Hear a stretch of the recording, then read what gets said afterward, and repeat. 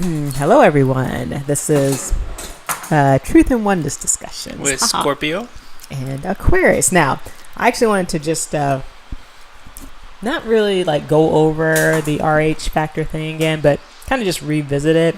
It seems like there's a lot of, well, I don't even know because I didn't even look through all the comments. Like, we don't really look through most of the comments in most of the videos if anyone leaves comments, but I just noticed that it seemed to be a slight trend of people still feeling the need to bring up the fact that there's a difference between RH negative people and other people. Like, there's some kind of difference in like the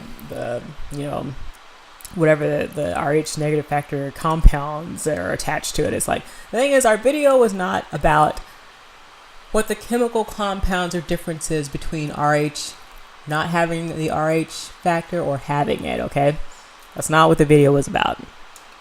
Obviously, if you take a blood cell and you put different antigens on the surface or not have those antigens there's going to be differences, right?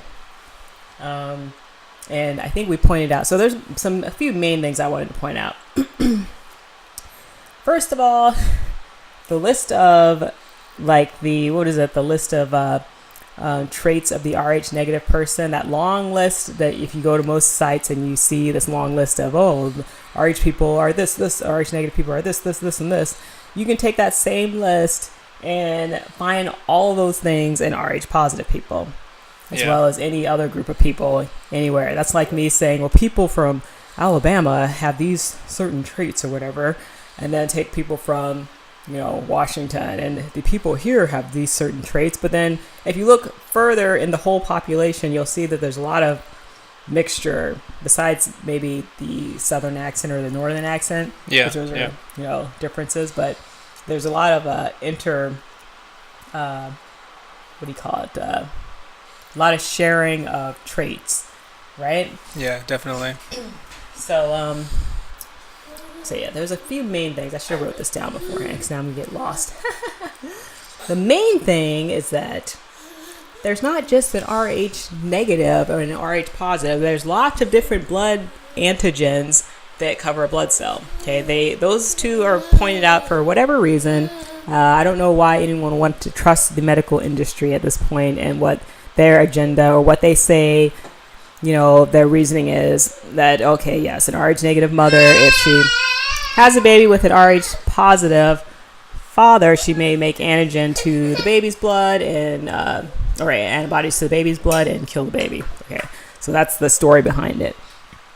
Now, and that the only research I was able to find, and this is in our other video, but it's based off faulty medical evidence. That one case where the baby had died and they kind of looked it over and they're like, there was this, so maybe that's the reason why the baby died. So now let's just give everybody who has a RH negative mother and RH positive father, let's just give them the RhoGAM shot, baby in the background, to cover our basis. And that's kind of how the medical industry works. And then you have this big story that's not necessarily true that follows this practice. That's now got everyone up in arms about, whatever. So, and that's kind of like, and they do this with everything. They do it with,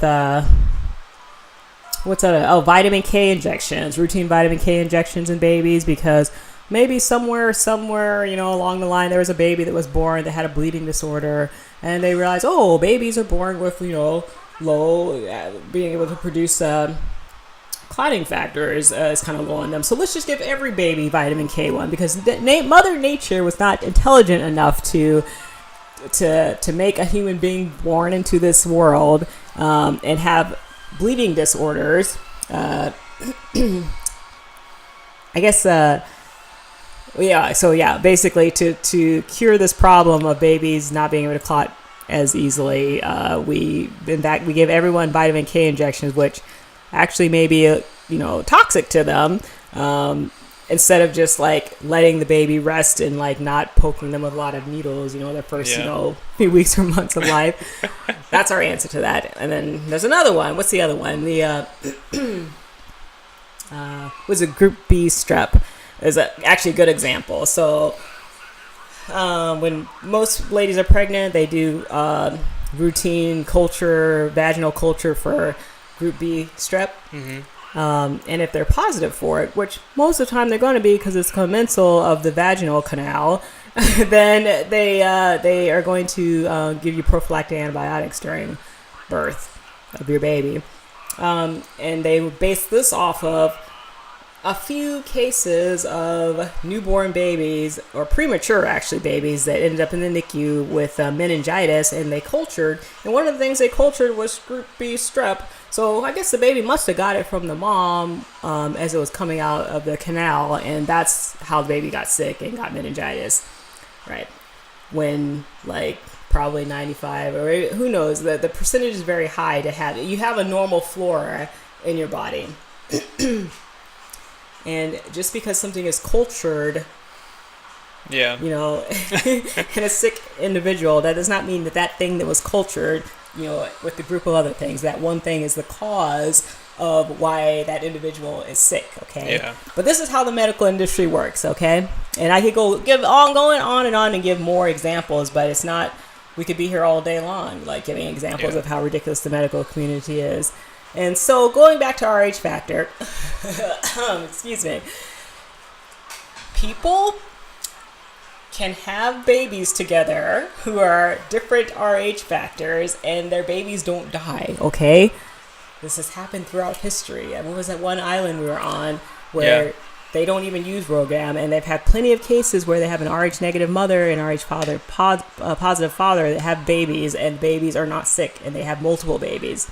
Okay. Yep. That is correct.